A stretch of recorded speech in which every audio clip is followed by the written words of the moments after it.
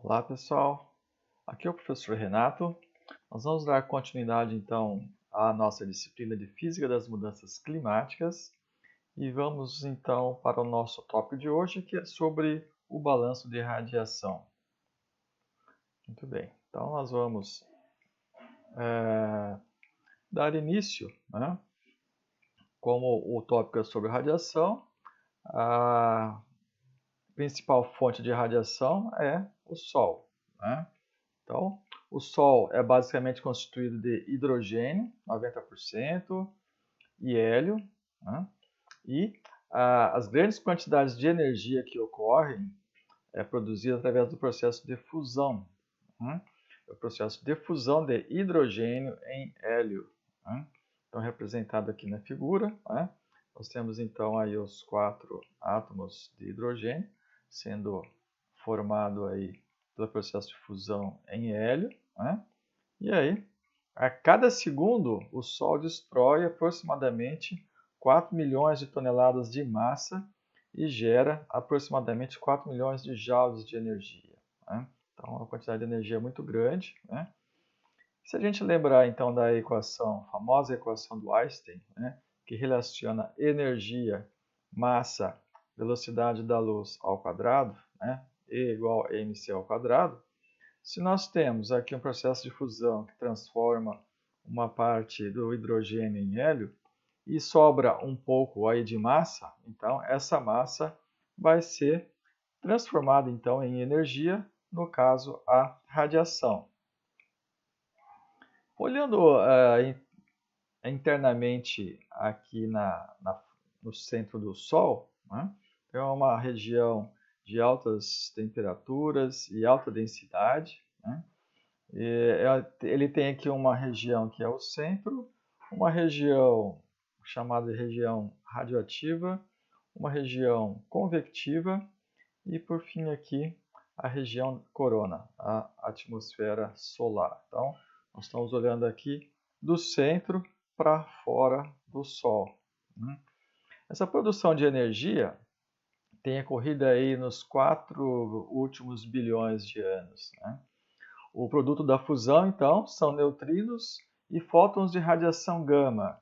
Essa radiação gama, então, é formada no centro e aí depois ela vai se propagar aí até a superfície solar. Conforme os fótons transferem energia para o plasma ambiental, eles perdem energia e aumentam seu comprimento de onda. Então, a gente vai ver mais detalhes que a radiação, então, é uma onda eletromagnética e aí ele vai alterando então o comprimento dessa onda, passando de energia de radiação gama para a luz visível, que vai atingir então a fotosfera e depois escapar, né? Nesse caminho tortuoso entre o centro e a superfície, o fóton demora aproximadamente 30 milhões de anos para escapar do centro solar. Portanto, a luz solar que vemos hoje chegando aqui na Terra, ela foi gerada lá, né, no tempo do Oligoceno, quando os continentes ainda estavam começando a se organizar como é hoje, então, no nosso planeta, né? Um novo olhar aqui, então, no centro solar, né? Então, ele tem aqui um centro. Essa região aqui, ele tem aí da ordem de 15 milhões de graus Kelvin, que é uma temperatura bastante alta, né? Processo de fusão, então, transformando hidrogênio em hélio mais um pouco de energia, que é a radiação. E aí, então, ele vai chegar aqui nessa região aqui da superfície, né? Depois de atravessar aí a parte convectiva, chegando à fotosfera. Depois nós temos aqui a cromosfera e, por fim, a região da corona, que é essa região aqui mais externa, né? Muito bem. O Sol, ele gira, né? Então ele gira em torno do seu eixo, né? Só que ele não é um corpo sólido e, portanto, a sua rotação não é simétrica. Nas regiões polares, a rotação é mais lenta. Ele demora em torno de 36 dias para fazer um período completo. No Equador, é da ordem de 26 dias. E no centro, ele ocorre como se fosse um corpo sólido e tem aí um período de 27 dias, então, na rotação, aí uma rotação completa, né? Devido a essas rotações diferenciais, ocorre aí fortes campos magnéticos.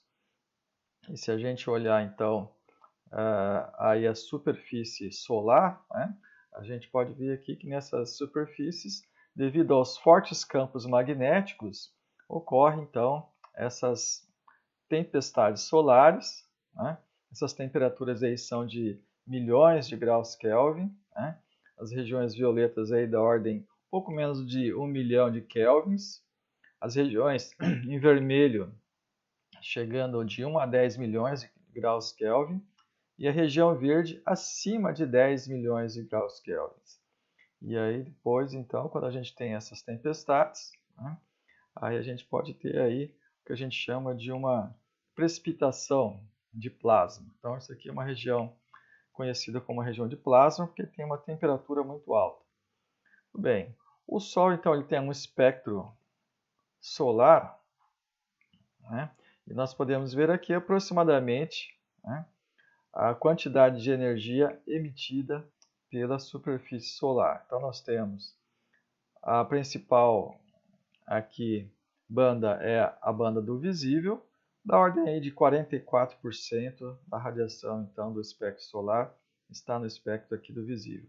Depois nós temos o infravermelho próximo, da ordem de 37%, o infravermelho distante, da ordem de 11%, microondas, ondas de TV, ondas de rádio.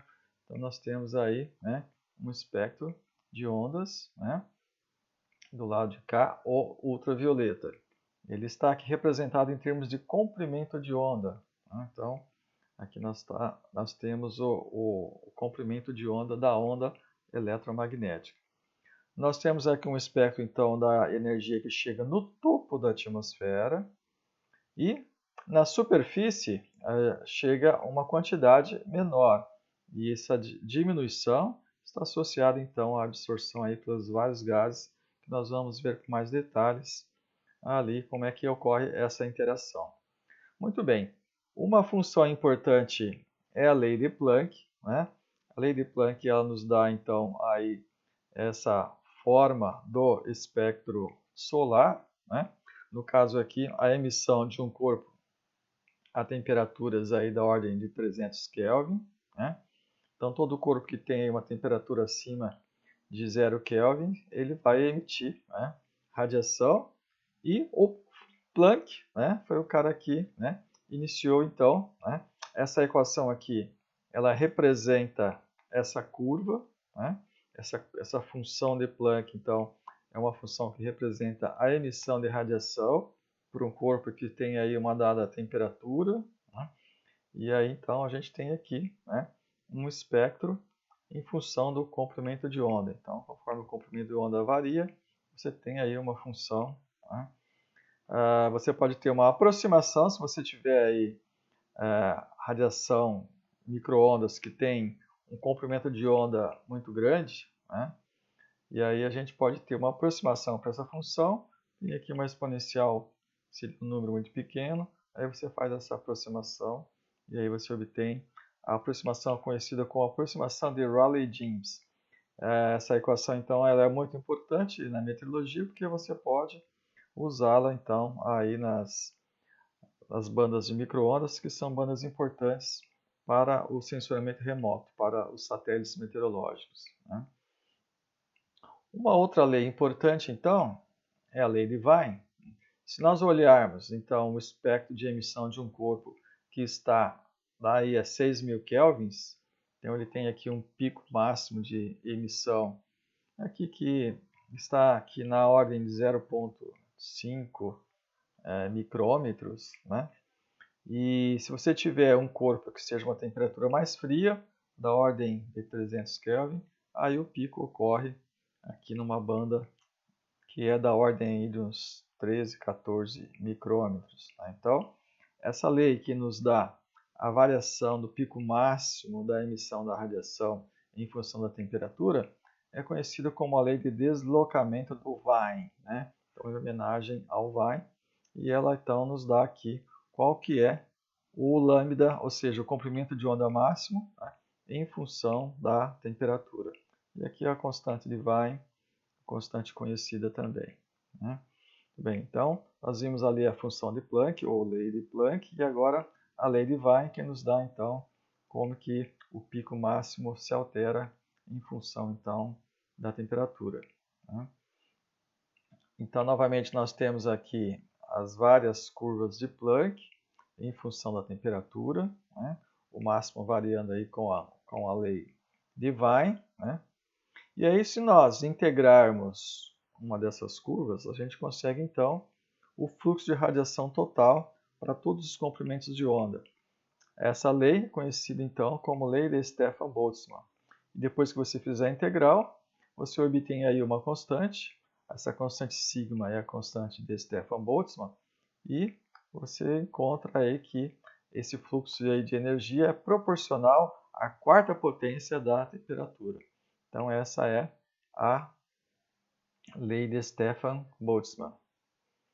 Muito bem, então a radiação solar ela vai ser emitida em todas as direções e na direção aqui do nosso planeta, ela vai então interagir inicialmente com a magnetosfera terrestre. Então, o nosso planeta tem aí um campo magnético e parte dessas partículas solares que vão chegar aqui, então, vão ser defletidas, com exceção aqui das regiões polares, né? Então, nós temos aqui parte das partículas que vão adentrar, então, aí o nosso planeta.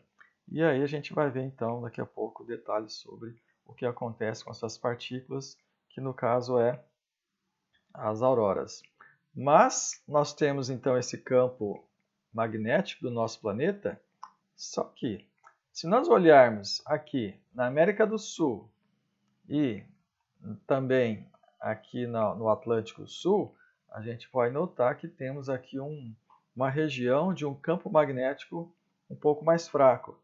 Essa região aqui é conhecida como anomalia magnética do Atlântico Sul. Então, eu tenho uma região aqui, né, em que, como tem um campo mais fraco, então mais partículas, né, conseguem adentrar aqui por níveis mais baixos. O telescópio Hubble, por exemplo, ele não faz observações quando está passando nessa região, porque pode danificar os seus instrumentos, né? Então, muitos sensores de satélites estão desligados nessa região aqui, por causa, então, dessa anomalia magnética. Então, aí um tópico interessante para a gente estudar aí para a nossa região, né? A anomalia magnética do Atlântico Sul. E aí nós temos, então, a energia solar. Ela vai chegar aqui no nosso planeta, né? Um detalhe interessante é que nós estamos aqui, então, a uma distância interessante, né? Que consegue absorver uma parte da radiação que nem é muita quanto, né, se estivéssemos mais próximo, como Mercúrio e Vênus, né? Também não é tão pouca como lá os outros planetas mais distantes, né? Então, nós estamos aqui numa região, né, que temos uma quantidade aí de radiação solar que é bastante importante, né? Ou seja, fundamental para permitir, então, a presença dos seres vivos no nosso planeta. E o nosso planeta tem uma atmosfera que tem aí alguns gases, né, como o nitrogênio ou oxigênio, que são a maior parte, argônio, neônio, hélio, várias partículas, vapor d'água, CO2, metano, dióxido nitroso, ozônio, nuvens. Então, é uma atmosfera, né? Aqui um perfil da nossa atmosfera, é uma atmosfera bastante complexa. A gente vai se perguntar, o que acontece com a radiação quando ela encontra esses gases e essas partículas? Muito bem, o primeiro encontro se dá, então, lá no topo da atmosfera, nós vimos lá nos polos, né, aquelas partículas carregadas. Quando elas encontram, então, moléculas de nitrogênio e oxigênio, né, ela vai interagir, então, com o elétron dessas moléculas, vai arrancar o elétron aí da sua órbita fundamental e depois, quando o elétron retorna para o seu nível fundamental, ele emite uma radiação, né? Essa radiação, então, dá origem às auroras, né? A aurora boreal e a aurora austral, austral no hemisfério sul, boreal no hemisfério norte. E a cor, né, depende, então, da concentração do gás. No caso, se você tiver um pouco mais de oxigênio, a cor, então, aí de espalhamento da radiação vai ser verde e vermelha. Se você tiver mais nitrogênio, você vai ter violeta e vermelha. Então, dependendo das concentrações, essas colorações aqui que surgem devido ao espalhamento, então, dessa radiação, ocorrem em função aí da quantidade de gases, né?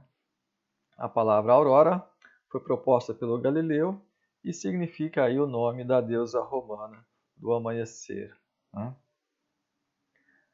Um pouco mais abaixo, né, ali na estratosfera, nós temos então ali a interação do ultravioleta com os gases aí, que no caso principalmente o oxigênio e o ozônio, né, o O3. Então nós temos ultravioleta A, ultravioleta B, ultravioleta C.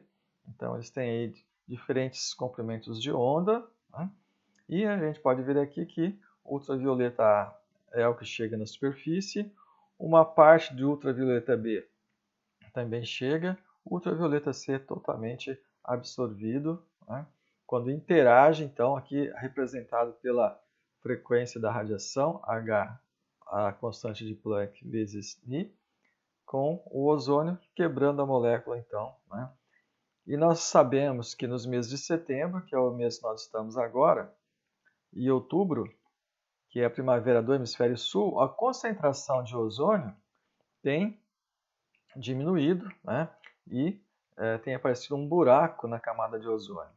Se nós olharmos aqui, nós temos aqui um ano particular e aqui a gente vai ver a concentração do ozônio, né? Então aqui nós temos aqui ano a ano, todos os meses de setembro, o hemisfério sul, a diminuição, né? Aqui olhando pela escala Dobson, que é a escala de unidade de ozônio, a gente pode ver aqui um buraco na camada de ozônio, né? Todos os meses de setembro, né, a gente tem essa diminuição e alguns anos mais ou menos, né?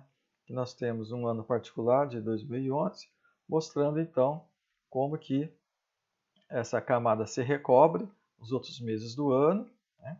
E conforme vai chegando então aí os meses de setembro, né, ela começa a diminuir e aí em alguns anos diminui mais do que outros, né? Então é um monitoramento contínuo que tem sido feito para monitorar então a camada aí de ozônio, né?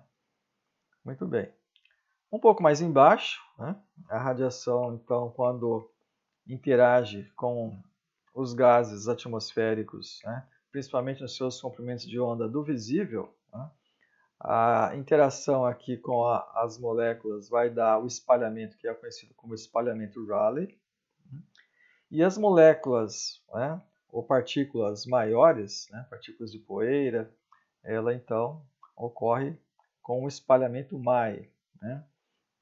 Então, as moléculas do ar tendem a espalhar mais o comprimento de ondas mais curtos e em todas as direções, ou seja, espalha mais o azul, por isso que dá então essa coloração azulada no céu. Partículas maiores, como gotículas e aerossóis, tendem a espalhar igualmente todos os comprimentos de onda e acabar misturando, dando uma cor mais esbranquiçada, no caso, o exemplo das nuvens. No caso de um dia que você esteja olhando no fim do dia a direção aqui do Sol, como tem um espalhamento maior aí do azul, o que sobra no fim do dia, como ele tem que trafegar por uma distância maior, sobra então mais os tons de vermelho, então por isso que dá essa coloração avermelhada no fim do dia, né?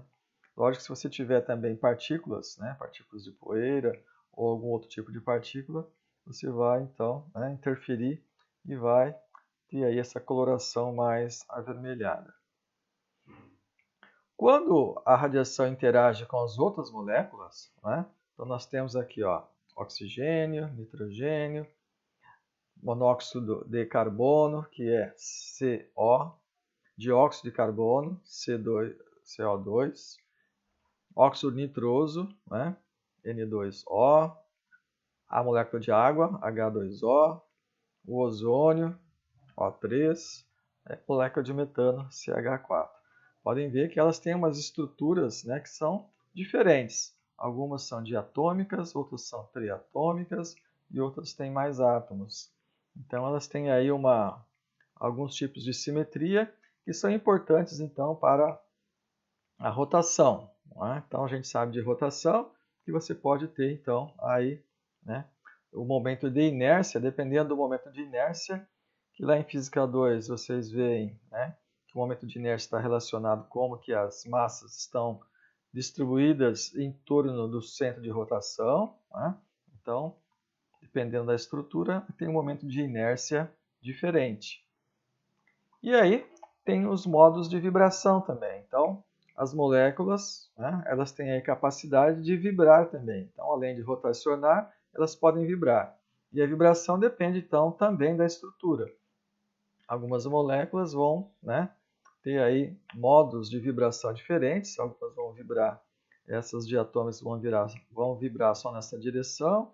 As triatômicas têm capacidade de vibrar em modos diferentes. São os modos de vibração. Então, a radiação vai ser transformada, né, aí numa forma de energia radioativa para a energia que é energia cinética, no caso, energia de rotação, energia aí de vibração. O CO2, né? Então o CO2 é um gás importante porque ele tem aumentado bastante aí nos últimos anos, né? Da ordem de 30 bilhões de toneladas por ano. Dá para ver aqui a concentração aumentando, já temos aí mais de 400 partes por milhão de volume, né? E o CO2 sendo uma molécula triatômica, ele tem então aí vários modos de absorção de radiação.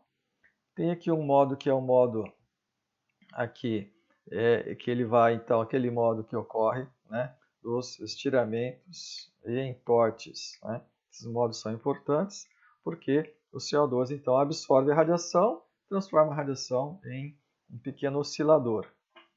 Mas não é só então CO2 que nós temos na atmosfera. Aqui nós temos o nosso gráfico aqui está representando a transmitância pela atmosfera em função do comprimento de onda. Então nós temos aqui os vários gases, né? Monóxido de carbono, a molécula diatômica, o N2O, metano, oxigênio, ozônio, CO2, H2O, vapor d'água. Né? E aí a transmitância vai diminuir, né? Então você vai ter uma transmitância menor se você tiver então, né, uma absorção, por exemplo, né, aqui representada pela lei de Beer. Então a lei de Beer nos dá a intensidade, como que ela diminui conforme a radiação vai se propagando, e depende então aí do coeficiente de absorção. Né? Por exemplo, se a gente pegar aqui o metano, né, o metano tem umas bandas de absorção, a transmitância então, ou transmissão diminui, essas bandas específicas, a gente pode ver aqui qual que é o valor então da banda que está sendo absorvida. Né? Se a gente pegar o CO2, por exemplo, ele tem uma banda aqui, né, que muita da radiação é absorvida, ela está centrada aqui em 15 micrômetros, né, que é então aquela banda dos entortes do CO2, o CO2 transformando aí a sua energia em, né, energia de vibração. Né? O vapor d'água, né, o H2O, tem uma estrutura interessante e ele tem então várias bandas de absorção. Né? Uma molécula que tem aí a capacidade de absorver em várias bandas, por isso que temos que também, né, monitorar esses gases. E a gente sabe que diferentes gases então interagem em diferentes comprimentos de onda. Né?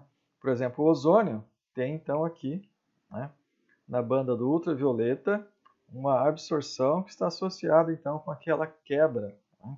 A energia é usada para quebrar a molécula e aí você tem então uma diminuição e aí quase nada chega então da superfície devido então às moléculas de ozônio. Né? Então nós temos diferentes processos, né? Em alguns processos a radiação ela é usada para quebrar a molécula, em outros casos para provocar a rotação, em outros casos a vibração, né? E aí nós temos então, né, o efeito estufa, né? O efeito estufa é o efeito em que parte da radiação solar, né, conforme você aquece a superfície, né, essa radiação térmica, parte dela então retorna aquecendo a superfície. Por isso que em noites, né, que temos aí bastante moléculas de H2O, a gente tem um efeito estufa maior e aí então tem um aquecimento maior da superfície, né? Então, essas moléculas H2O, CO2, N2O, CH4, elas têm a capacidade então de absorver a radiação, né?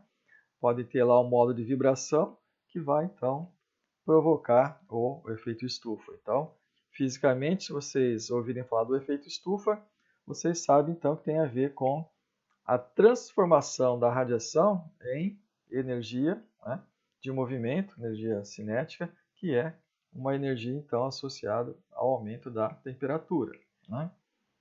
E se nós, né, temos aí a radiação, né, chegando no hemisfério norte ou mais no hemisfério sul, a gente tem então, né, aí uma inclinação, né, do nosso planeta.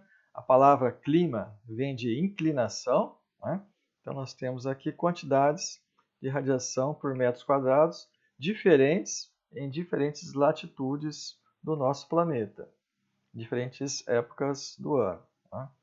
Então, mais radiação chegando próximo do Equador vai nos dar, então, né, a formação aí das células, né, no caso aqui a célula de Hadley, a principal delas, associadas, então, à quantidade de vapor quente que sobe aqui pelos trópicos e desce um pouco, né, mais aqui em latitudes médias. Depois temos as outras células, né, a célula de Ferrel, a célula polar. Então, a gente tem aí, né, os movimentos sendo gerados então pelos gradientes de temperatura. E aí temos, né, as frentes, a gente tem aqui massas de ar quente vinda, né, das regiões mais quentes, massas de ar frio, então a gente tem aqui, né, os ciclones. Você pode ter uma região mais quente do que outra, aí tem as brisas, né, as brisas terrestres, a brisa do mar. Temos aí os locais em que você tem um aquecimento maior, as ilhas urbanas, né, ilhas mais quentes, e a convecção, né, em que ar quente então é levado a subir para níveis mais altos, provocando aí a formação de nuvens e convecção. Quando a radiação chega na superfície, ela vai interagir então com diferentes tipos de superfície. Uma superfície importante então é a superfície com vegetação, né, que aí dá aí efeitos aí de convecção e também transpiração aí das plantas, então é um processo, né, que envolve aí o balanço de radiação. Daqui a pouco a gente vai ver mais detalhes sobre esse balanço de energia radioativa na superfície. E aí, logicamente, temos o ciclo da água, né? Então, boa parte da radiação é usada então para evaporação. Você acaba então aquecendo aí os oceanos, né? Eu mostrei ali o detalhe da evapotranspiração. E aí você tem então o ciclo da água, né? Porventura ela pode ter aqui então um processo de precipitação. E aí você tem o escoamento, né? Escoamento pelo solo, aí as infiltrações. E aí ela vai, né, novamente, e aí ter todo um ciclo associado a ela. Então, todo ele gerado então pela energia solar que dá origem a esse ciclo, né? Alguns estudos têm mostrado que esse ciclo tem ficado mais forte, né? O ciclo da água, devido à evaporação e à precipitação, você acaba gerando aí um ciclo de água mais dinâmico, né? Um fenômeno bastante dinâmico são os furacões, né? Os furacões, então, eles têm muita energia associados a ela, e toda essa energia começa, então, com o aquecimento da superfície dos oceanos, né? Então, a gente tem aí grandes quantidades de energia, né, de transformação que é a evaporação. Então, você precisa de energia para evaporar, e aí você tem toda essa energia levada, então, para os níveis mais altos devido a essa mudança de fase. Podemos fazer uma estimativa de quanto de energia que tem num furacão desses. Ó, após a transformação de energia solar em evaporação, né, e condensação, a gente tem aí uma estimativa, né, para um furacão típico da ordem de 2,9 vezes 10 a 17 mil joules. Essa energia, né, se a gente comparar com a energia estimada de uma bomba, aquela bomba Little Boy que foi jogada em Hiroshima, né, que tem aí da ordem de 6,3 vezes 10 a 10 kJ, a gente tem aí, né, em um furacão, o equivalente a 4,6 milhões de bombas nucleares iguais àquela de Hiroshima, né? Então a gente tem aqui o exemplo de um furacão. A gente conhece outros furacões, né? A gente tem aqui o furacão Catarina, o furacão Isabel, né? É um furacão que eu conheço bem, porque eu morava aqui no estado da Carolina do Norte, nos Estados Unidos, e a gente sabe que os furacões, né? No caso aqui o furacão Isabel, ele tem essa estrutura, né?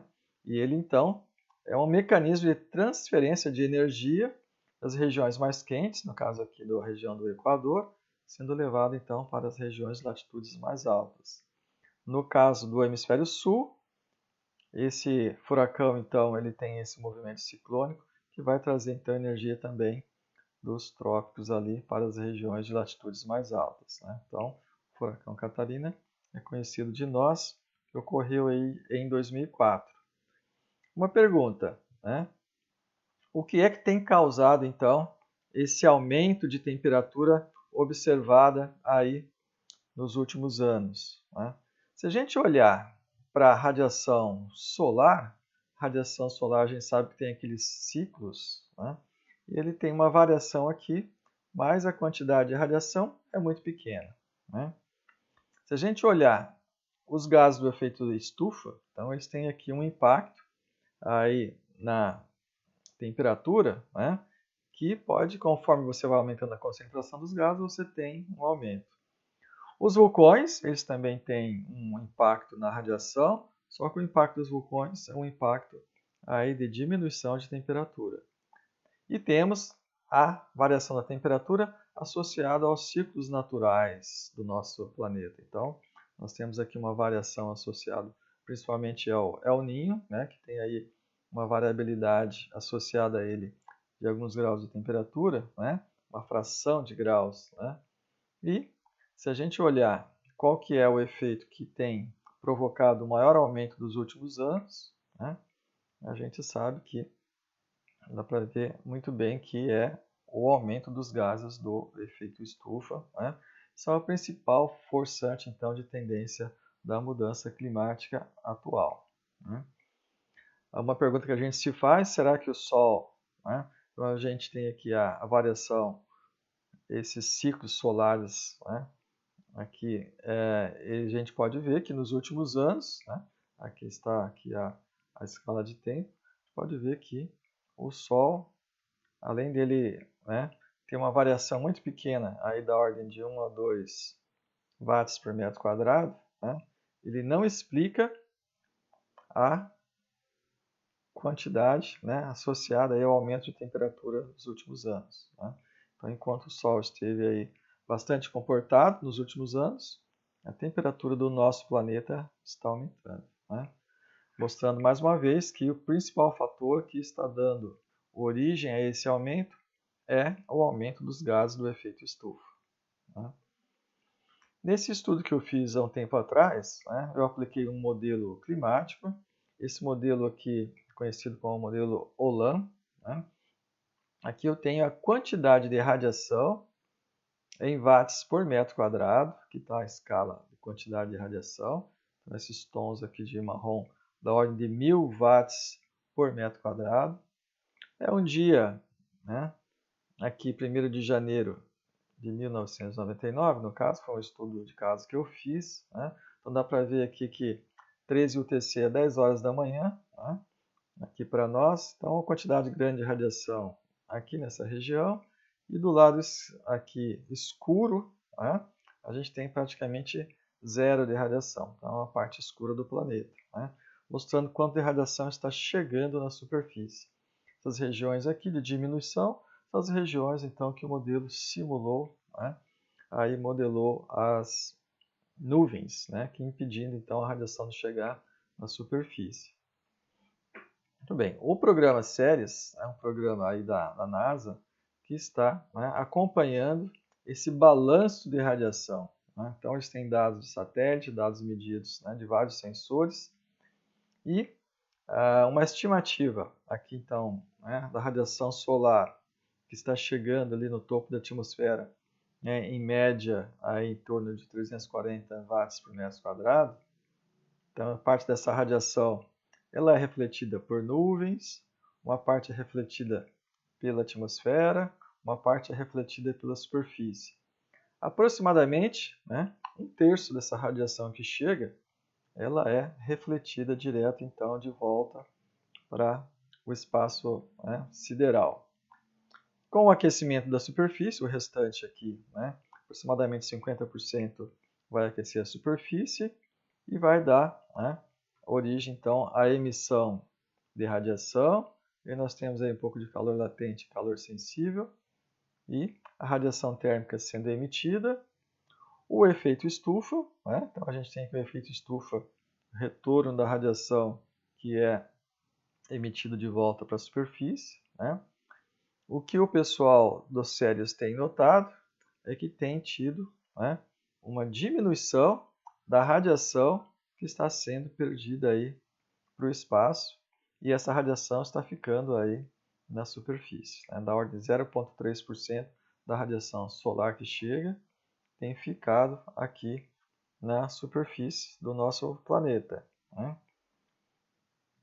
Esses dados eles podem ser vistos muito bem aqui no balanço então de energia, né, que tem aumentado então aí nos últimos anos, né, principalmente aí sendo absorvida pelos oceanos, sendo absorvido para aquecer a atmosfera próximo da superfície, né, e tudo isso tem a ver então, né, com a diferença entre o que está sendo absorvida e o que está sendo emitida. Temos então uma resultante que não é zero, deveria ser zero, né, para manter uma temperatura constante. Se não é zero, está acontecendo um aumento de temperatura e um aumento de energia, aqui está em joules, que está sendo então absorvida e aprisionada na superfície do nosso planeta, né? Parte dela aquecendo aí, então os oceanos e derretendo aí o gelo das calotas polares. Um outro fenômeno, né? Então nós temos aí fenômenos esporádicos, né? Nesse caso aqui foi uma erupção do vulcão que ocorreu no ano passado, o vulcão Ubinas, né? E os vulcões, eles têm a capacidade então de refletir mais radiação e esfriar a superfície, né? Então a gente tem que ficar monitorando esses vulcões, né? A gente sabe que a gente tem aqui vários vulcões nessa região oeste da América do Sul e eventualmente, né, como ocorreu no ano passado, parte dessas partículas aí dos vulcões acabam chegando aqui na costa leste, né, do hemisfério aqui do nosso estado, né? Um outro problema grave que a gente tem ambiental e climático, né, são as queimadas. Se a gente pegar essa imagem de 11 de setembro, né, aqui dessa semana que passou, se a gente olhar o número de focos de incêndio atuais que está ocorrendo e a quantidade de fumaça, né, sendo emitida por toda essa região aqui, né, a gente pode ver que nessas regiões em que tem fumaça, temos menos nuvens, né? O que acontece? Na região que a gente tem fumaça, nós sabemos que a fumaça vai absorver a radiação e vai criar uma camada de inversão impedindo a formação de nuvens. Então vejam vocês, a gente tem aqui um mecanismo de alimentação, né? Está seco, tem mais fogo, tem mais fumaça, a fumaça impede a formação de chuva. Se não forma chuva, fica mais seco, mais fogo, mais fumaça, né? Então, a gente precisa monitorar e tentar, né, de alguma maneira, né? Uma pergunta, né? Será que tem à mão, né, impactos antropogênicos a ação do homem nessa região? Né? Bom, deixar a pergunta para vocês responderem, né? Ok? Muito bem. Então eu falei que o Sol é importante aí para os seres vivos, né? Foi o início aí da nossa aula. E aqui eu estou apresentando um exemplo interessante, né? Que é o caso das abelhas, né? Uma abelha, quando encontra uma região de néctar, ela tem que falar para suas amigas onde é que está, né? Quando ela volta então para a colmeia, ela faz aqui um pequeno movimento de dança, né? Em que ela aponta a direção em relação à direção do Sol.